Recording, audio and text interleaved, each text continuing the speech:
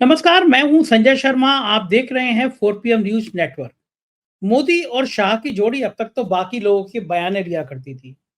विपक्ष के बयान लिया करती थी कि विपक्ष के किस नेता को कैसे निपटाना है। लेकिन लगता है कि इस बार उन्होंने मोहन भागवत का बयान ले लिया है। मोहन भागवत ने बड़ी शान के साथ कहा कि हमने हरियाणा जितवा दिया, हमने महाराष्ट्र जितवा दिया। मोहन भागवत ने कहा, मतलब मोहन भागवत के समर्थकों ने, उनके चेले चपाटों ने कहा। पहली बार ऐसा हुआ कि संघ ने बाकायदा कोशिश करी कि खबरें छपें, खबरें चलें कि हरियाणा और महाराष्ट्र को जिताने में संघ का हाथ था। ये मैसेज देने की कोशिश करी कि हम पार्लियामेंट के चुनाव में नहीं जुटे तो मोदी बहुमत नहीं पा सके। हम जुटे तो हमने हरियाणा और महाराष्ट्र जिता दिया। मतलब मोदी का कद कम हो गया, संघ का कद बढ़ गया। क्योंकि पिछले 10-11 सालों से ये चल रहा था, संघ बौना हो गया, मोदी बड़े हो गए। मोदी तो इतने बड़े हो गए कि ऐसे-ऐसे फोटो बनाने की हिम्मत हो गई कि मोदी बड़े हैं और भगवान राम छोटे हैं, उनका राम जी का हाथ पकड़ के ले जा रहे हैं। भगवान राम बच्चे हैं और मोदी बड़े हैं। लेकिन मोहन भागवत ने जब ये करने की सोची, होगी, होगी मैं कह रहा हूँ, मेरे पास कोई सबूत नहीं है। लेकिन अखबारों में, चर्चाओं में, हर जगह ये बात हो रही है, संघ कह रहा है।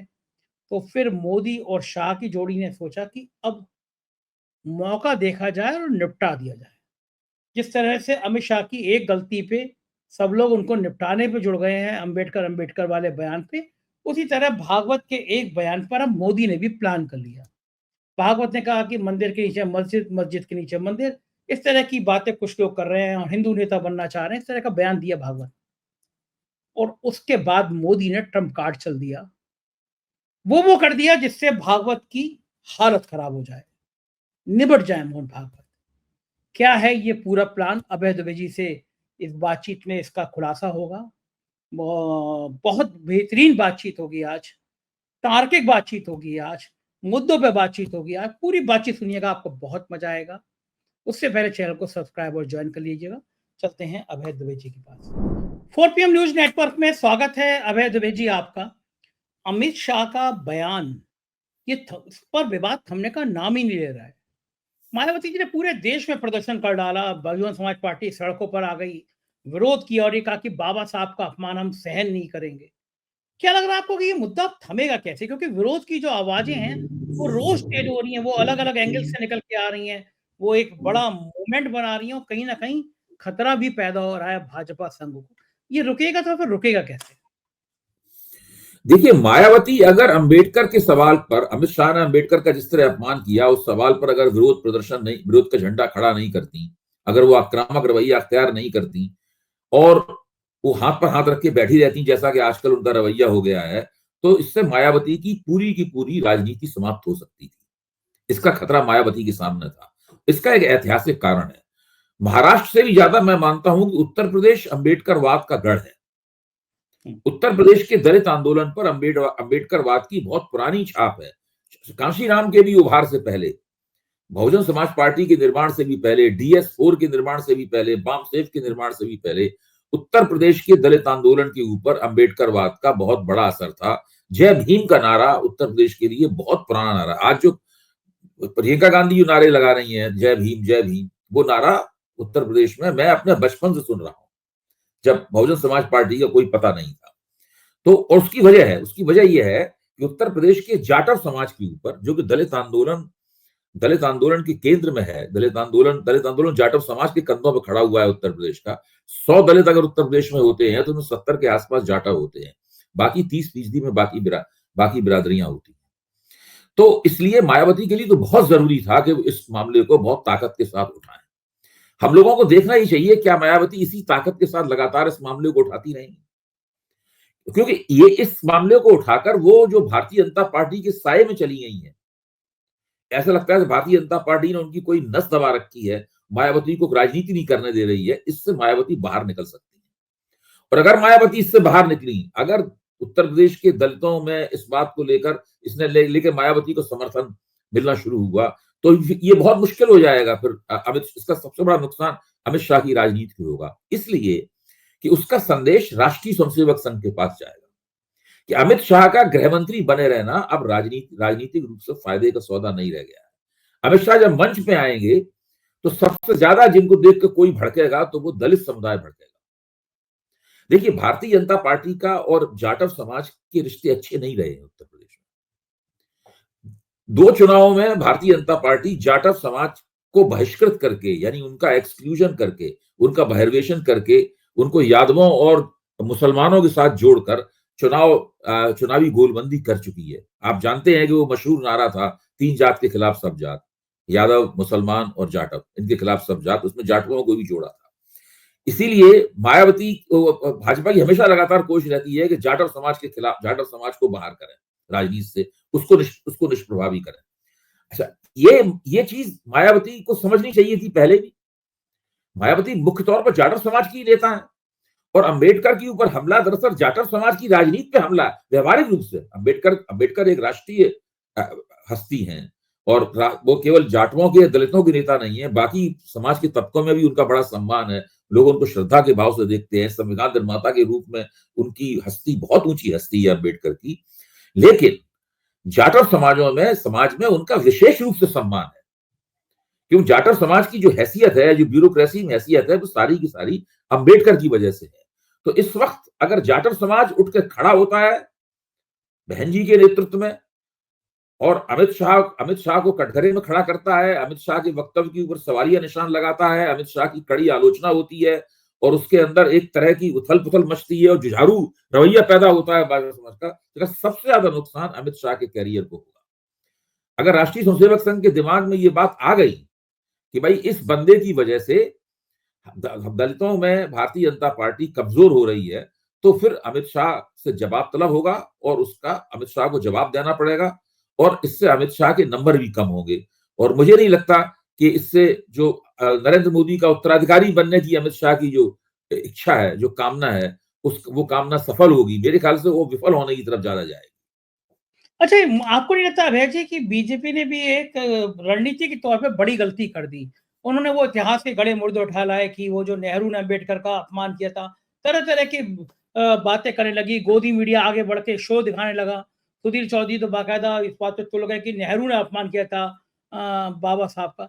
अब इतिहास में जो कुछ हुआ, वो हुआ। पता नहीं किया था, नहीं किया था। वो कहते हैं कि हिंदू कोड बिल का विरोध तो संघ के लोग कर रहे थे। जबकि बाबा साहब लाना चाहते थे, तो अपमान तो इन्होंने किया है। लेकिन वो पिछली बातें थी। ताज़ा मामला ये है कि आपने बाबा साहब का उपहास उड़ाया। अम्बेडकर, अम्बेडकर, अम्बेडकर, क्या अम्बेडकर करते रहते हैं? इतना भगवान का नाम ले लेते। दलितों के भगवान हैं वो। तो वो मैसेज जो है पिछले, आप उसको सोच रहे हो कि हम नेहरू की बात करके और निपटा देंगे अमित शाह बयान को, बाबा साहब के बयान को। लेकिन मुझे लग रहा है कि गोदी मीडिया के लाख चिल्लाने पे भी वो विवाद खत्म तो हुआ नहीं। अब ये अंत तक पहुंचेगा कैसे? कौन-सी तरकीब है कि अमित शाह ये निपटा दें बीजेपी, क्योंकि जितना बढ़ेगा, हम मायावती का विरोध हुआ, प्रदर्शन हुआ, कल को कांग्रेस कर रही है, लगातार रोज एक ना एक बात हो रही है, ये निपटेगा कैसे? नहीं, आपका ठीक कहना है। आप अतीत को अपने तरीके से गढ़कर, अतीत को आप तोड़ मरोड़ कर पेश करके आप वर्तमान में जो आपने किया है उसको आप झुठला नहीं सकते। लोगों को अतीत की याद दिला रहे हैं कि बाबा साहब के साथ ये हुआ है। मैं तो उसको उल्टे तरीके से देखता हूं। मैं ये मानता हूं कि अगर गांधी और नेहरू आपस में परामर्श करके बाबा साहब अम्बेडकर को संविधान सभा में नहीं लाते और उन्हें संविधान की मसविदा कमेटी का चेयरमैन न बनाया जाता, तो संविधान लिखने का श्रेय बाबा साहब को नहीं मिलता। ठीक बात। भाई, अगर संविधान सभा में बाबा साहब नहीं होते तो क्या संविधान सभा संविधान तैयार नहीं करती? हो सकता है संविधान की शक्ल कुछ और होती, लेकिन भारत को एक संविधान देना तो उसका एजेंडा था ना। भारत को संविधान तो वो देती ही, 3 साल तक चली, 3 साल में भारत को संविधान तो देती ही वो। अच्छा, दूसरे, अगर भारत की पहली सरकार में अंबेडकर को कानून मंत्री न बनाया जाता, तो भारत के पहले कानून मंत्री होने का श्रेय भी उनको नहीं मिलता। हिंदू कोड बिल लाने का श्रेय भी उनको नहीं मिलता अंबेडकर को। तो अंबेडकर के जिंदगी के जो सबसे ज्यादा चमकदार क्षण थे, यानी संविधान निर्माण का क्षण, पहले कानून मंत्री के रूप में शपथ लेने का क्षण, हिंदू कोड बिल संसद में पेश करने का क्षण, इन तीनों क्षणों का श्रेय तो जवाहरलाल नेहरू और कांग्रेस को मिलना चाहिए। और इस बात को कांग्रेस, इसकी वजह से कांग्रेस को दलितों ने बहुत बड़े बड़े अरसे तक वोट भी दिया है। आप देखिए ना, आजादी के बाद में मेरे ख्याल से लगभग आधी सदी तक देश के दलित कांग्रेस को ही अपनी एकमात्र पार्टी मानकर वोट देते रहे हैं, क्योंकि वो जानते थे कि अब के कांग्रेस के साथ में, कांग्रेस की सरकार का जब उद्घाटन हुआ 1947 के बाद में, तो उसके साथ बाबा साहब का नाम जुड़ा हुआ था। जब संविधान का उद्घाटन हुआ तो उसके साथ बाबा साहब का नाम जुड़ा हुआ था। तो आप उस पुराने अतीत को अपने मनमाने तरीके से तोड़ मरोड़ के पेश करके अमित शाह ने जो कहा है उसको आप पर्दे के पीछे नहीं फेंक सकते, पृष्ठभूमि में नहीं फेंक सकते। वो बार-बार निकल कर आएगा, भारतीय जनता पार्टी का मुंह चिढ़ाएगा और भारतीय जनता पार्टी काफी सकपकाई हुई है। अगर आप ध्यान से देखें तो सारे के सारे कदम बचाव की मुद्रा में है। भाई आप भाषा कोई भी इस्तेमाल करें, मुख्य तौर पर आपके ऊपर एक हमला हो रहा है और आप बच रहे हैं, उससे हमले से बचने की कोशिश कर रहे हैं, तभी आप अतीत को निकाल के ला रहे हैं। अभी तक भारतीय जनता पार्टी ने नहीं बताया है कि पिछले 10 वर्ष में, अब 11वीं साल चल रही है उनके शासन का और कई राज्यों में भी लगातार उनकी सरकार है, क्या उन्होंने दलितों के पूरे कोटे की भरपाई की है? नहीं की है? क्या नौकरियों में दलितों का कोटा खाली नहीं पड़ा हुआ है कई जगहों पर? मतलब बहुत सारे ऐसे मसले हैं जिसके लिए भारतीय जनता पार्टी जवाबदेह है। आज तक भारतीय जनता पार्टी ने रोहित वेमुला कांड के बारे में पूरी सफाई नहीं दी है। आज तक गुजरात में दलितों के ऊपर जो भीषण अत्याचार हुए हैं उसकी सफाई नहीं दी गई है। आज तक पश्चिमी उत्तर प्रदेश में योगी जी के शासनकाल में दलितों के ऊपर जो ऊंची जातियों ने हमले किए थे 2017 के बाद से ही शुरू हो गए थे, हम सब लोगों ने इसकी रपट पर टीका टिप्पणियां की हैं, उसकी आज तक कोई सफाई नहीं दी गई है। क्या उत्तर प्रदेश के दलित मानते हैं कि उत्तर प्रदेश में ऐसी सरकार चल रही है दलितों के प्रति हमदर्द है? मुझे तो नहीं लगता ऐसा। उत्तर प्रदेश सरकार ने आज तक ऐसा कोई भी काम नहीं किया है जिससे लगे कि वो दलितों की विशेष रूप से चिंता करती है, या उत्तर प्रदेश की पुलिस ने दलितों की खास तरफदारी की है। ऐसा कुछ भी नहीं किया गया है। तो भारतीय जनता पार्टी तो केवल एक ही तरीके से अमित शाह ने जो पाप किया है संसद में, उस पाप की भरपाई तभी हो सकती है जबकि भारतीय जनता पार्टी बताए कि हमने दलितों के पक्ष में क्या क्या किया है, उसकी लिस्ट पेश करे। जब वो लिस्ट पेश करेगी तो विपक्ष उसकी आलोचना करेगा, तब सार्वजनिक जीवन में बहस होगी कि भाजपा ने दलितों के पक्ष में कुछ किया है या नहीं किया है। कांग्रेस ने क्या किया था ये बताकर वो अभी जो हुआ है इसकी भरपाई भारतीय जनता पार्टी नहीं कर सकती और इसका लगातार उसको राजनीतिक नुकसान होता रहेगा। अच्छा, आप अगर अमित शाह जी की जगह होते, ये हाँ। गलती आपने कर दी होती तो आप क्या करते, कैसे निपटते इससे? नहीं, पहली बात तो मुझसे गलती होती ही नहीं कि मेरे तो अंबेडकर के साथ रिश्ते दूसरे किस्म के हैं, मैं तो ये गलती कर ही नहीं सकता था। इसलिए आप मुझे तो उनकी जगह रखिए ही नहीं। प्रश्न इस बात का है कि अमित शाह से ही गलती क्यों हुई? विचार हमें इस बात के ऊपर करना चाहिए कि अमित शाह से गलती क्यों हुई। देखिए उसकी सबसे बड़ी वजह ये है कि ये लोग केवल अंबेडकर की तस्वीर लगाते हैं। अंबेडकर की विचारधारा से इनका कोई संबंध नहीं है।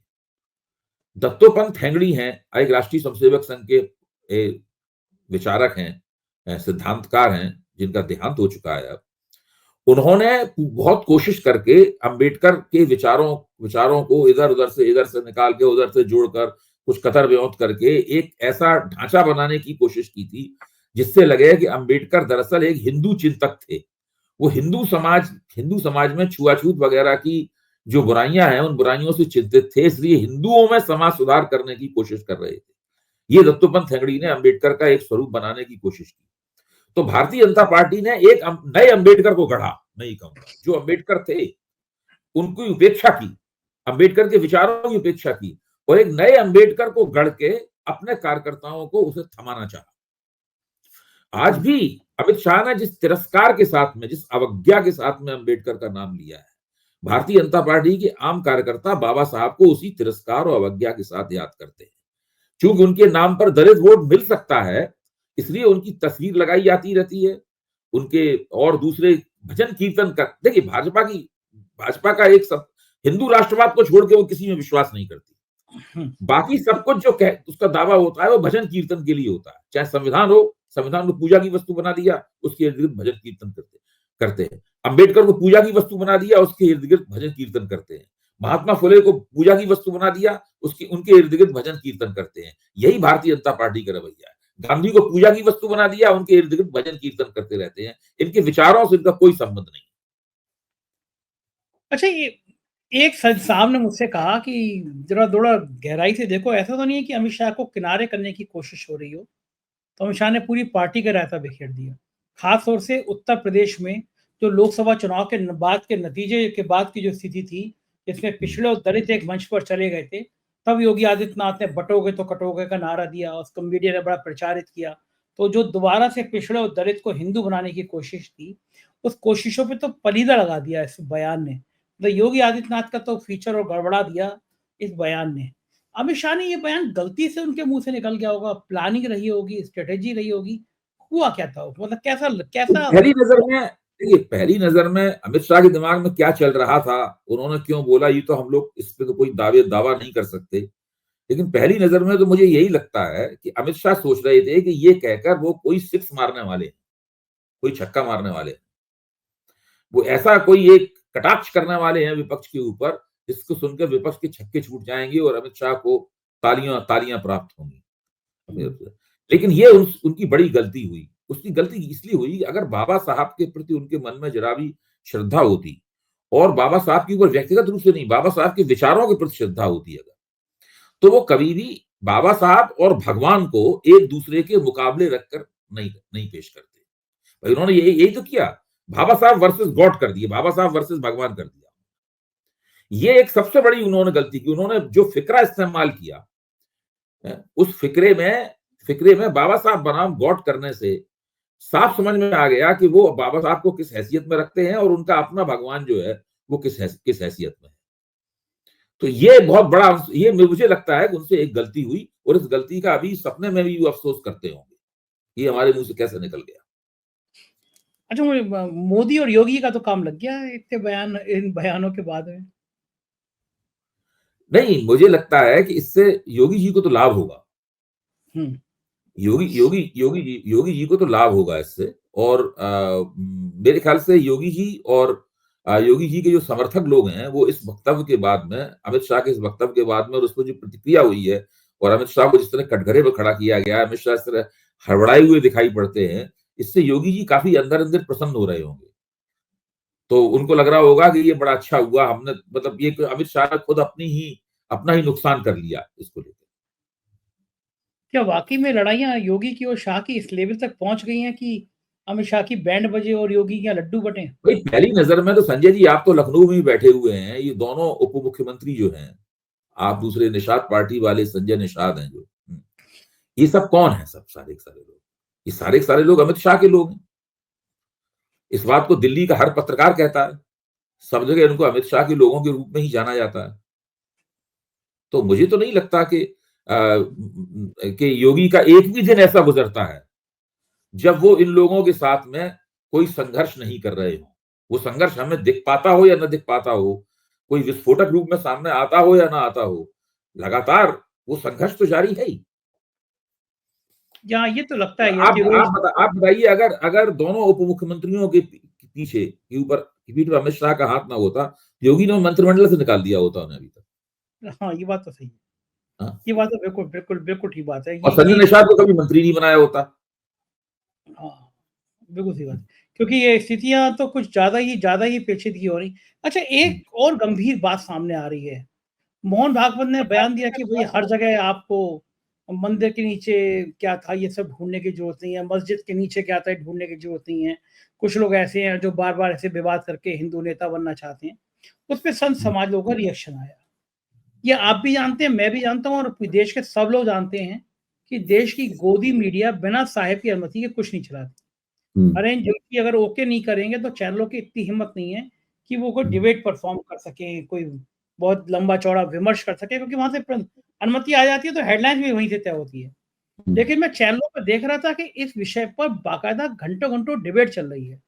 एक चैनल ने तो कम से कम 8-10 महात्मा टाइप के लोग, कोई फलाना आचार्य बैठे हुए थे, वो बुला लिए थे और मोहन भागवत के बयान पर और संत नाराज, यानी एक तरह से भागवत को विलेन बनाने की कोशिश।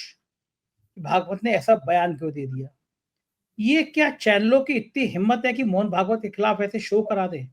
और क्या इसके पीछे पीएमओ की अनुमति है? मोदी चाह रहे हैं कि भागवत जी को निपटा दिया जाए। बहुत इन्होंने आरएसएस ने अपना चला लिया कि हमने हरियाणा जितवा दिया, हमने महाराष्ट्र जितवा दिया।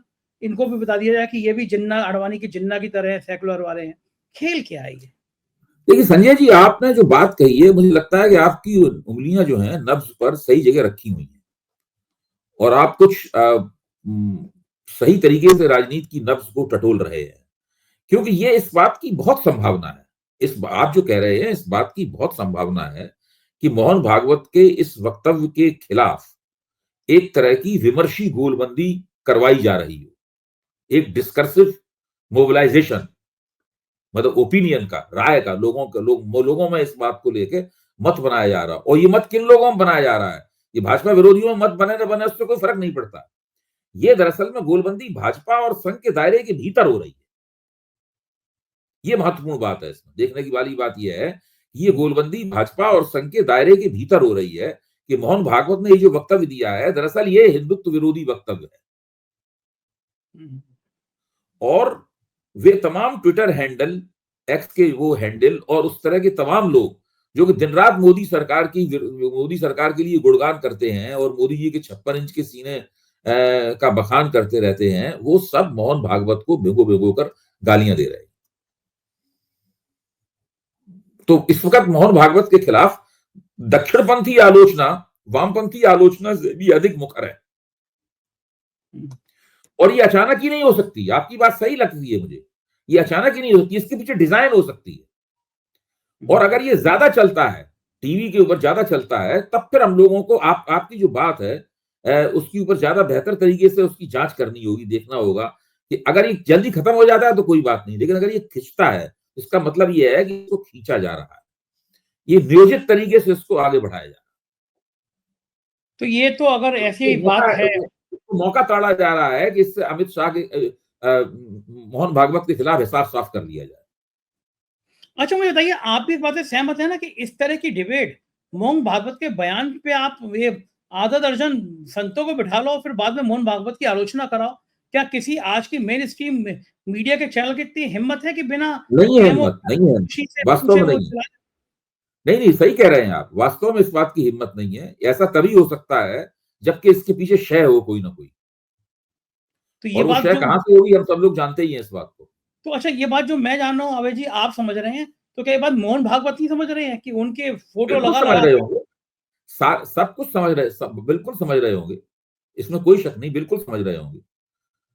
अब फिर उनका राजनीतिक एंटेना इतना सेंसिटिव होगा कि इस बात संवेदनशील होगा कि वो इस बात को समझ जाए कि ये सब भड़काया जा रहा है, करवाया जा रहा है।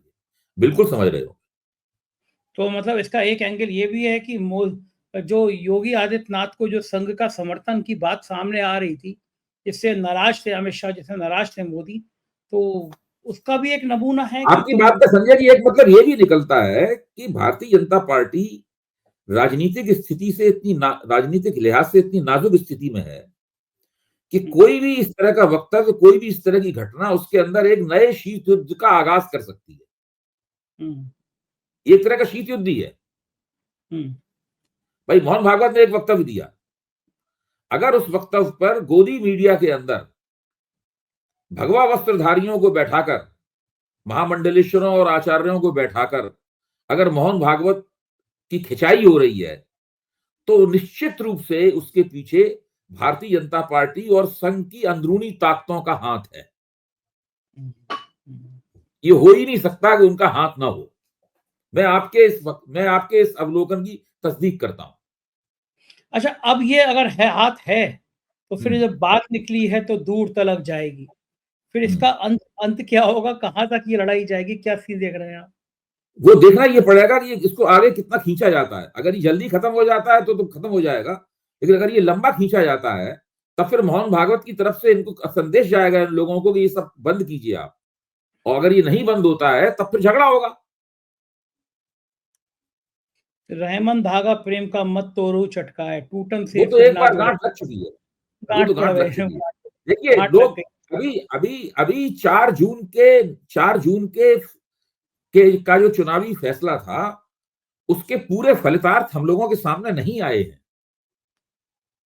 ये मत मानिए हरियाणा चुनाव और झारखंड का चुनाव और महाराष्ट्र का चुनाव और कश्मीर का चुनाव से वो सब बातें पीछे चली गई। वो नहीं है अभी, उस फैसले के पूरे फलितार्थ हम लोगों के सामने नहीं आए हैं अभी जंग बाकी है। मैं आपसे कहूंगा कि आपकी ये लाइन जो है, ये थिंकिंग लाइन जो है, इसको अभी आप और इसका संधान कीजिए, इसको थोड़ा और कुरेदिए इसको, तो इससे अभी और भी कुछ निकलेगा इसके अंदर से। नागपुर में बात करता हूँ, नागपुर में जो लोग हैं उनसे बात हाँ, करता हूँ, क्योंकि हाँ, संघ के एक विस्तारक से मेरी बात हुई, जो विस्तारक रह चुके हैं।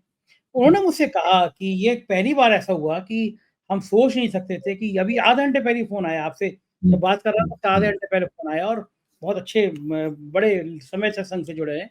उन्होंने कहा मुझे यकीन नहीं हो रहा संजय जी कि टीवी चैनल मोहन भागवत का फ़ोटो लगा के इस तरह की बातें करा सकते हैं। ये एक बहुत बड़ी साजिश है, तो मेरा भी दिमाग ठनका, मैं कहा बात तो ठीक है। इन चैनलों की इतनी हिम्मत कैसे होगी कि मोहन भागवत का फ़ोटो लगाएँ, फिर आधा दर्जन संत इकट्ठे करें, संत गेरुआ पहने फिर उनका विरोध कराएँ, तो मुझे भी लगा कुछ अजीब-सा तो चल रहा है, कुछ खेल तो चल रहा है, तो मेरे भी हज़म तो नहीं हो रहा था। लेकिन ये खतरा वाला खतरनाक खेल खेल रहे हैं ना मोदी जी और शाह, कि अगर इस तरह करा रहे हैं तो। नहीं, देखिए राजनीति एक ऐसी चीज है, इसमें खतरे के अंदर खतरा होता है। और चाल के अंदर चाल छिपी होती है। हुँ। तो उसको जितनी जल्दी भांप लिया जाए उतना ही बेहतर है। और मेरे ख्याल से तो मोहन भागवत की भी जब संघ के आप जिस विस्तारक की बात की है उनकी समझ में आ गया है, तो फिर भागवत जी की भी समझ में आ गया होगा। तो यानी आने वाले कुछ दिनों में और बढ़िया-बढ़िया कुछ सी हो तस्वीर। सकता है, मतलब कुछ कुछ इस तरह की, क्यों, और ये भी समझ में आ गया होगा, ये भी पता लग गया होगा कि कौन है जो उसको उकसा रहा है। हुँ। कौन है ये जो चर्चा के कार्यक्रम है, इनको कौन प्लांट करवा रहा है। ये तो प्लांटेड कार्यक्रम हुए ना इस लिहाज से। हाँ, ये तो कौन प्लांट बिल्कुल। करवा रहा है?